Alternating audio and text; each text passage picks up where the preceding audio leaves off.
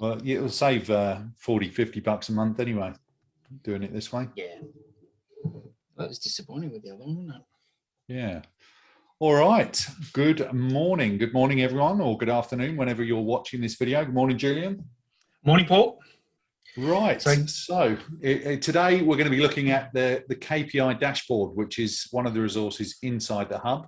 And Julian's going to run through as well some of the important reasons why you should be, even if you're not using this resource, you should be looking and tracking your KPIs. So Julian, why don't you talk us through your understanding, your experience of KPI tracking and what people should and shouldn't be looking at? Yeah, I mean, I think, we've all been in hospitality businesses before where you get, bogged down in running the business and the day-to-day stuff and really don't stop to measure your business and to put systems in place where you can have a look at how you're tracking and setting your goals. So, again, I think we've all been there and done that, where we just really are focused on making sure that service is as good a service as we can be. But I think there comes a point where you need to ensure that you stop and you analyze your business and you look back and see how you're going, and then you put in some key performance indicators, some KPIs around where you need to be to effectively make money.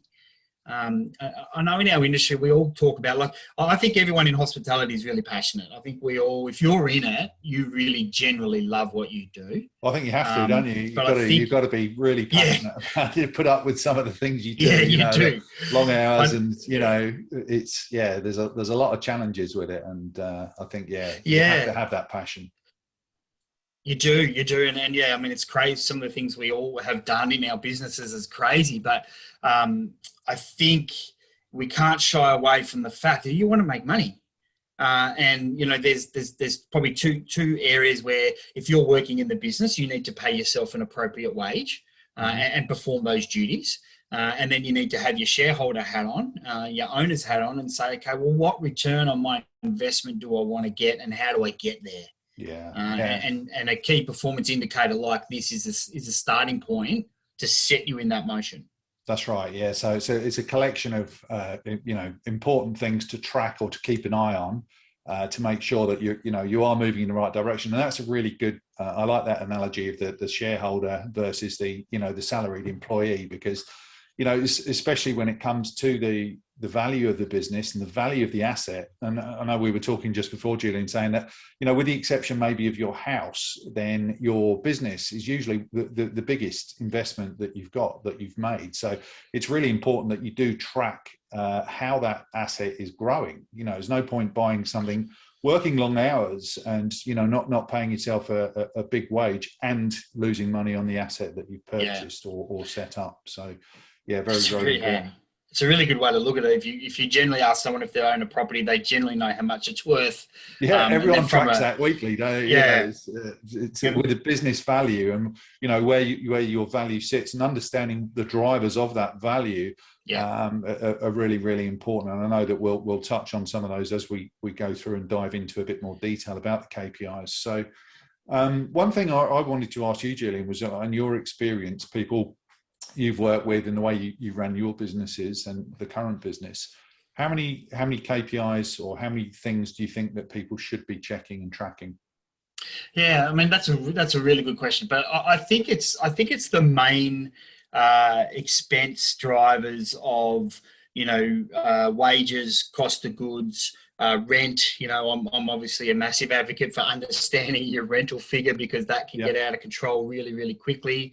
And then net profit is understanding what your end bottom profit has been for a week. I mean, I used to do it weekly for multiple venues, and have a look at our profit for the week and have a better understanding of that. As we would track it as we were going, and then get to the end of the week and close that week off and then start from fresh. Right. But I think they're probably the key performance indicators or the key measurements that I would measure regularly. I think with mine, control my hospitality businesses and with GSE at the moment, I track usually about 5 to 7 different KPIs, I suppose. So don't get too bogged down in it.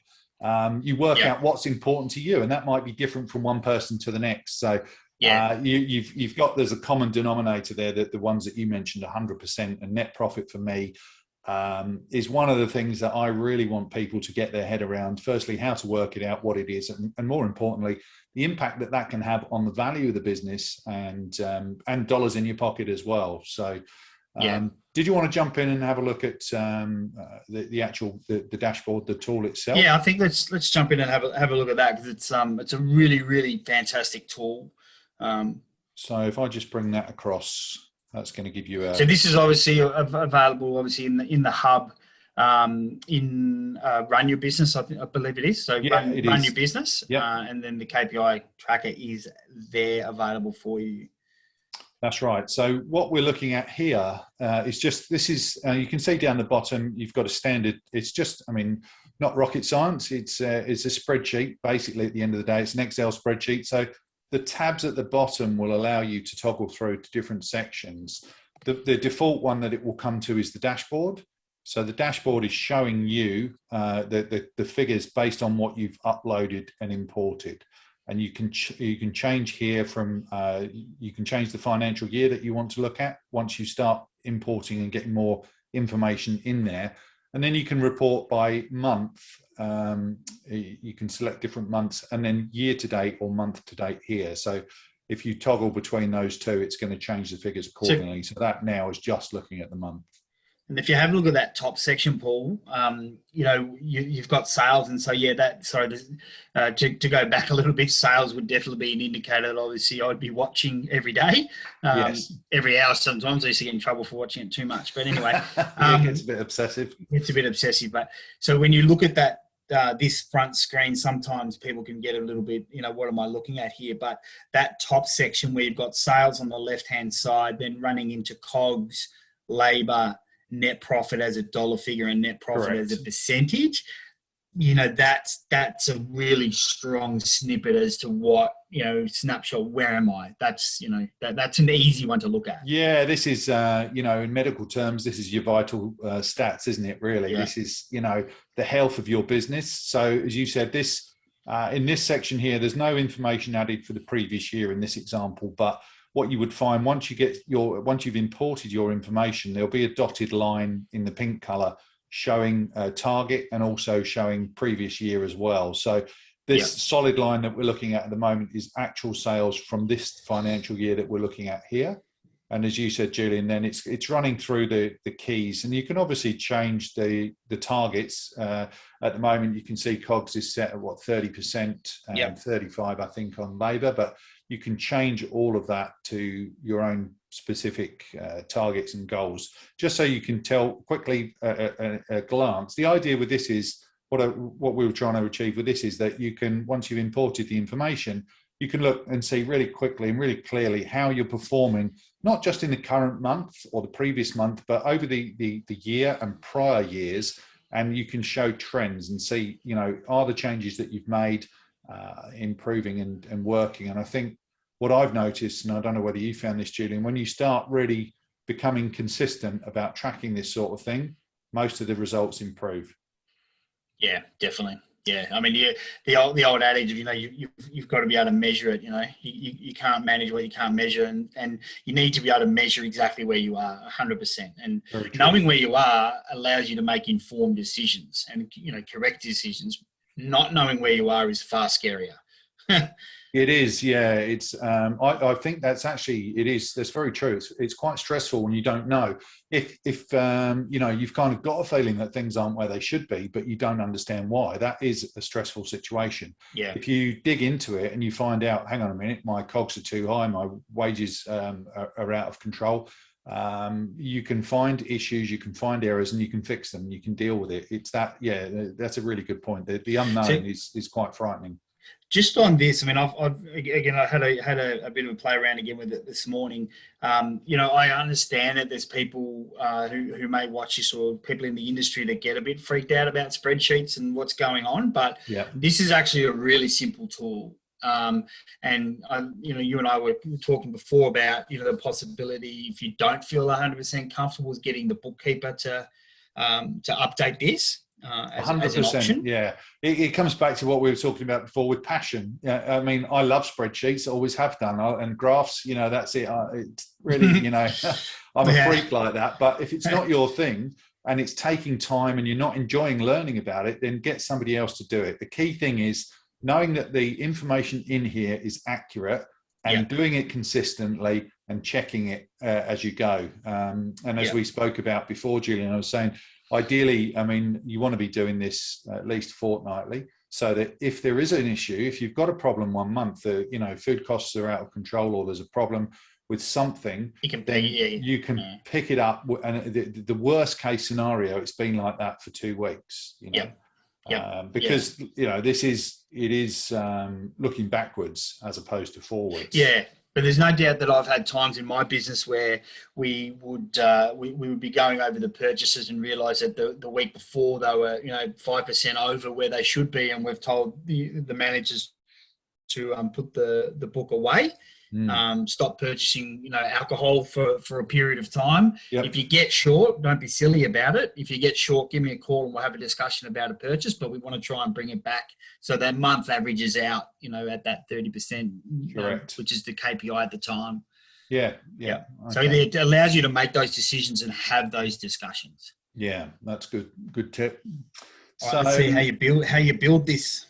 Yeah, so basically with these, with the other tabs down at the bottom, I'll just flick across to the calculations one. This is where I mentioned you can change the targets. So you can see here we've got sales target, labour target, costs and net profit target. So you might find there's a variance that you want to allow for seasonality or for different reasons. You might decide that when you get to this point, the sales target, that growth needs to be more aggressive. So you can change that literally just typing in as you go there. That's the only columns that you need to worry about in this section are the sales targets, the target figures. The rest of it is all automated, so you don't need to worry about any of that. But if you wanted to change the targets, that's how you would do it. So in the, I think in the Start Your Business section on the portal too, we've got some benchmarks. So you can go back and have a look at what industry benchmarks are for those areas that you just had highlighted. Benchmarks in the industry are a good guide. They're just a guide to give you an indication of where the industry over average is achieving. You always want to beat the industry benchmarks. Yeah, so, I think, the interesting thing I find with those benchmarks as well is that they're based off of reported figures. And as we know, with a lot of businesses, what's reported is not what's actually happening. So you might get a false impression or a false idea. And I think the ideal thing, what I've always tried to do is to try and beat my own best or my own margins. And even if it's incrementally each month, I still do that now. I know I've mentioned to you before, a bit weird like that, but I track it weekly, and every month I try and improve. Even if it's 0.5% or 0.25%, or reduce the spend on something or increase the sales on something, you try and improve against your best all the time if you can. I think that works pretty well, because we see things in the group about food costs and labour percentages and so on. And even though we're all in the same industry, if you take a fine dining versus an espresso bar, you couldn't compare labour or COGS with those two operations. I think if someone's setting this up for the first time and they're not sure, an industry benchmark will at least guide you as to where you should be doing. And at the end of the day, the net profit is the most important aspect of it. 100%. So certain businesses can have higher COGS and lower wages. So at the end of the day, the net profit is the most important measurement. It's exactly right, and that's the thing. That's the big one to watch, isn't it? Because if you look like I had a restaurant and a bakery, and a cafe. They're all different. With the bakery, the food cost was extremely low, but the labour was very high because I had a team of very skilled bakers. So it does tend to balance out, and that's a great point. Just the net profit, what you're left with after you've paid everything, is that's a big focus, and that will add significant value to the business if you're above industry standards. All right. Perfect. So where do you build this thing again? Okay, so there is obviously in the video, which is in the hub, you'll get a more detailed idea about how you import or how you add the information. But all you're going to do basically is export from your accounting software, so either Xero or MYOB, and it's going to be exported into a format like a CSV format, which, let me just show you, is going to look something like this. When you run the P&L, you run it month by month, and then you'll just export that into a CSV file. As long as you've got the dates at the top here, and you've got all the information for what the lines relate to on this side, that's all you need. Once it's in that format, then you're able to, in this scenario here, you would be replacing what's already in here. So you're going to go clear table, and then all you would do with the other one is drag across. Let's hope this works now. So you're going to copy all of that. So just Control or Command C. Click paste, as I've just done there. You'll get this message pop up each time, just reminding you that you now need to assign what you'd like, which lines you'd like to report. So you're going to go through with sales, for example, you're just going to click sales. With COGS, if you want to do just the total. So that's pretty easy there, just a little drop down. Just a drop down. It's just going on to the prompt left-hand you. side, yeah. Anything so where you're, sorry, Paul, so where you're putting that, that'll just total all the COGS, that line. That will total all of it. So the idea with this is, at the moment, you can see I've just defaulted to this to sales, but really, if we were going to be doing accurate COGS and accurate figures, we wouldn't include these JobKeeper figures up the top here. So what you could do instead of doing that is you could just go through the ones you wanted and miss out the ones you didn't. So you see, that's not really sales. That's not sales. Other income, we're not sure whether that's sales or not. So, ideally, you might just choose that one, for example. So it allows you to just make sure you're only reporting on the lines that you want to.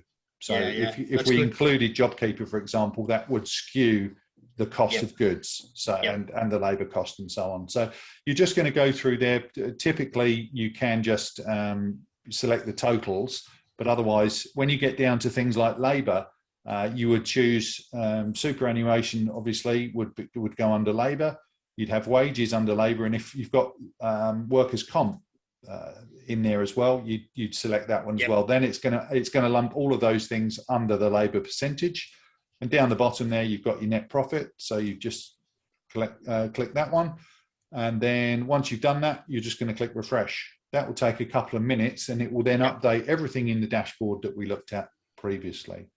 So it's a pretty quick and easy process just to transfer that CSV file. Yeah, it's pretty easy. It's designed to be as easy as possible. Obviously, there's a few things there that I think, like anything, the first couple of times it's a bit weird, but once you've done it and you've got used to it, it's pretty straightforward. Yeah. And then down here, the other tabs we've got are previous years.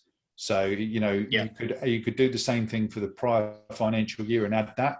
That way you can get the comparison report year on year, month on month in the dashboard. So once that's done, you can see it's all updated and those figures are different from what we were looking at previously. So that's pulled through now. Yeah.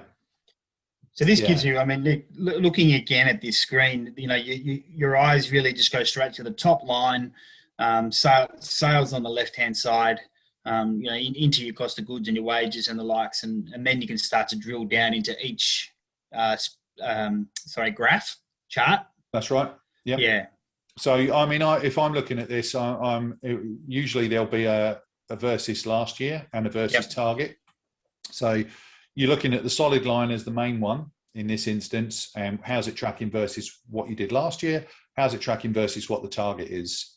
And then as you move down here, it's very easy to see the pink line is just the target figure. So how do you do last month on COGS and labour, and how does that compare with the rest of the year? Where's the trend? This is, looking at this as well. This is a great tool to be able to sit down with your staff, your kitchen staff, your managers, if you've got them, and staff that you certainly want to share this information with, that can help you control some of these cost centers. Absolutely, and obviously increase sales. Yeah, this is a really good tool. Different people, I guess, have got different ideas about what they'd like to share with the team. Yep. But you can edit it, of course. You don't have to show everything, but it is set up that when you're ready, you just, if you just print it, if you go file print, you can print it as a PDF. It'll print automatically, and it will only print this report. So you can obviously, you can choose to share that, or you can just keep it for your own records, whatever's easier for you. So. I think I think it's an interesting question is how much information do you share with your staff? I think if you've got a business that you're relying on a head chef or a sous chef or you're in the kitchen and you're relying on a manager that's controlling the beverage purchases, there has to be some form of information sharing to allow them to help you to get to your KPIs. Yes. And you may even want to incentivize them to help you get to your KPIs as well. So I appreciate certain businesses, don't want to share, totally share that information, and that's okay. But I think if you're relying on other staff members to help you reach a KPI, they need to really understand where you've been and where you need to go. Yeah, what was your approach? What information did you share, like in the restaurants? Yeah, we're all pretty open book, to be honest. So probably net profit is probably not what I shared, to be honest. I think I shared was sales, COGS, labour, those expense items and general expenses, because the managers and the head chefs would be able to affect general expenses. So we would. A good process that we used to do is at the end of each financial year, we would close everything off and complete something similar to this. And we would actually have a staff meeting of all the key managers. We had multiple venues, so, we could get, we'd probably have 10 people in the room, but we would actually present the year that we've just been through. Okay. And highlight some positives and negatives and things we wanted to work on. And then we would theme the year coming. So then we would say, okay, congratulations guys, great job, or we need to work on whatever. Now, looking forward, what are our KPIs? But let's pick a theme for the year. And it may have been, service levels, or it may have been sales levels, or new menu items and cost of goods. And we'd agree effectively on a theme together that we would focus on for the year. And then set our KPIs and then away we would go. So we do a whole day off site and do it that way. And so that was just an annual. That was like an annual. Yeah, one really big one. Yeah, one big one with the key guys. Bring them, get off site. So I would go to Coca-Cola and other suppliers' offices and use their offices and get them to provide some food and all that. So there's clever ways you can do it. And then get them into a room. Yeah, get them into a room. Thank them for the year. And close off that year and start fresh and say, right, we really want to focus on some key areas. So that's how we use a tool like this. We would use a tool like this. And so just thinking about like the labour costs and cost of goods and so on, were your managers incentivized around those? So would you have shared that more frequently? Was that weekly, monthly, or how did you do that? Weekly. Okay. Yeah. So it'd be a breakdown, front of house versus back of house, or was it the manager oversaw both? That's a really good point. The head chef would have a target and the manager would have a target for beverage. So beverage and food were separated out. Okay. But they would work on a venue total together to make sure there's harmony.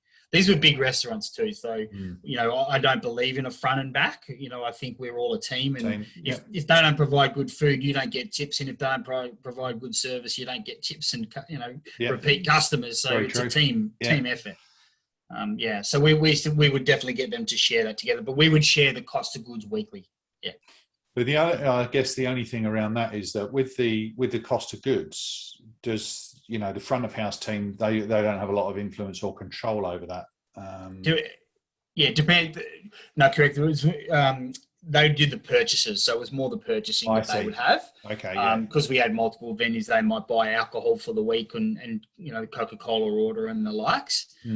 So we just ensure that their front of house purchases were on budget. Yeah, I found. I ran a very similar model to yourself, and I very much an open book with that kind of thing. And again, I didn't share net profit or margin, net margin, because that's my business as far as I saw it. But the other things, I don't know whether you noticed this as well, but by including the key managers and the key staff in these results and the performance and buying them in, it also educated them and showed them, how you should be running a business and how to work these things out, which I've always found, really help with staff engagement. If they're not just turning up and doing a job, they're actually learning some things along the way, and they're influencing change and having some impact. That really worked very, very well for me. You get better staff. You get better. You can't if you micromanage them, they will leave, and you don't get good staff. You need staff to be able to think about make a decision, back themselves to make a decision. Maybe wrong now and then, but they'll learn from that without feeling like they can't make a decision. So I think if you can develop your staff, to help you run your business, you're much better off. Yeah, it's better for everyone, isn't it? Yeah. So here's just a quick story. I always like a story from our businesses. Is we used to have multiple restaurants, so we were looking at all of our costs across the board. We would have a table of all the restaurants, so we could see who was doing better on purchases and why, when we were learning from a year. And we could see one restaurant's kitchen expenses were way down. So I'm talking about chucks and tea towels and all of those sort of minor things. And they were just way, way different than everybody else. So I popped in the car and went down and had a meeting with, it was a partner we had down there. And I was sitting in his little office and I'm saying, how are you managing this cost? Like, how are you getting it so different than all the other venues? And as we were talking, a head chef came into the back room and he asked for the manager at the time to open, or the owner at the time, to open the safe and get him a chucks. And when he opened the safe, all the tea towels and the chucks were inside the safe. Wow. And so all the kitchen staff had to ask him for that. And that's how he was. Now that's extreme. That is fairly extreme. Yeah. Wow. But that's what he did to get his costs down, because he said that he just saw the apprentices and all that at the time were just really using chucks once, throwing them away. And you could see that it was a wastage. Yeah. So anyway, that's just that's a story about what you can do to control your costs. Maybe not to that extreme, but just to teach your staff. Yeah, buy a safe.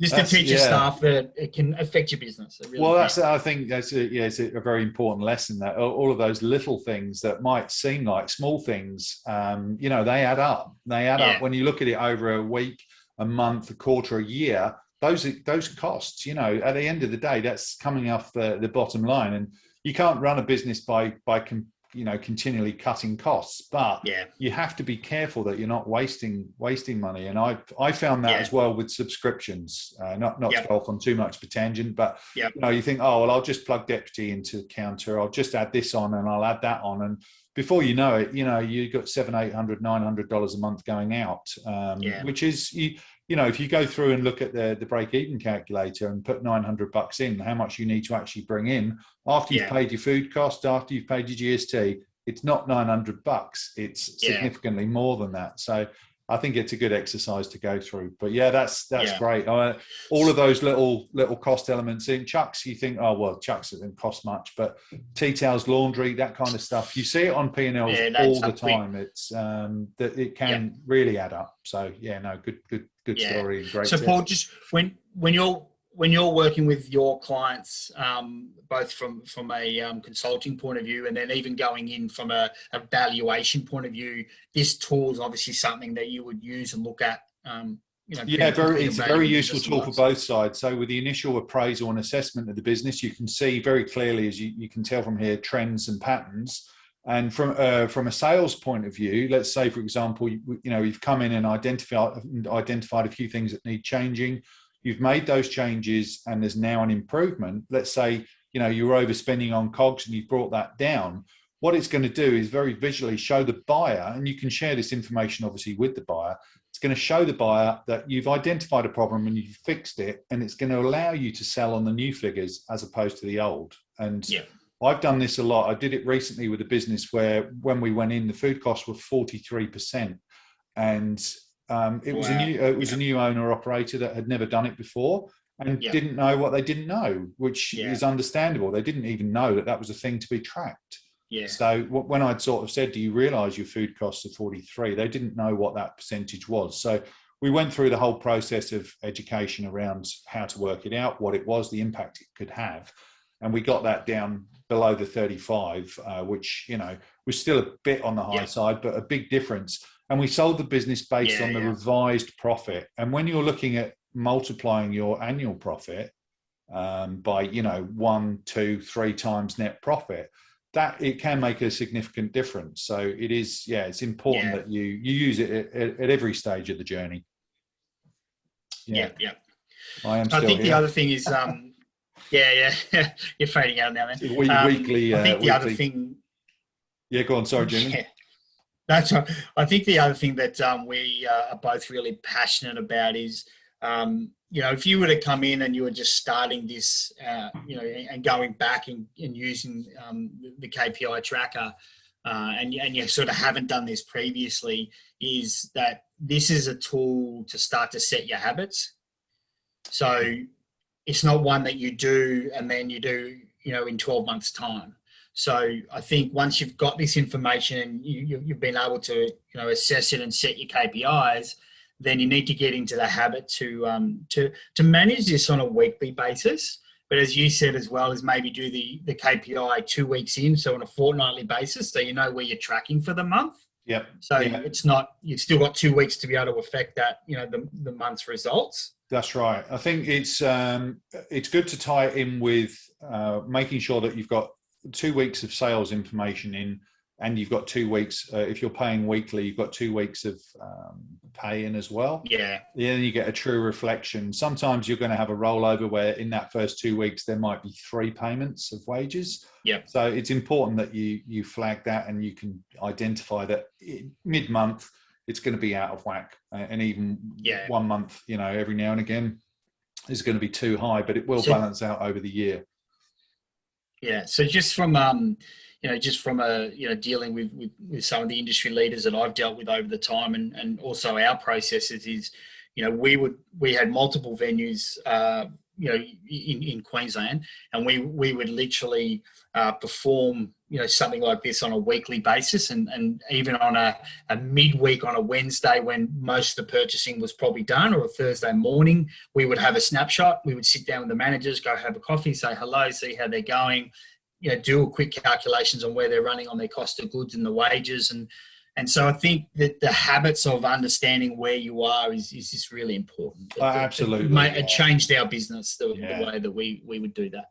And I think it sends a clear message to your team as well that you're on top of it. You're on top of your game and you know where everything's at. And going back to what you were saying about the chucks and the tea towels, that their actions have an influence on the business and they've got control over that. So it is setting that regular cadence of making sure it's done at least fortnightly is a great habit to get into, and something that it's very easy to think you don't have the time to do it because you're busy. This is one of those things that you need to make the time for. Need to. And as we said, if you don't want to get caught up in running the Excel and importing it, then give this to your bookkeeper.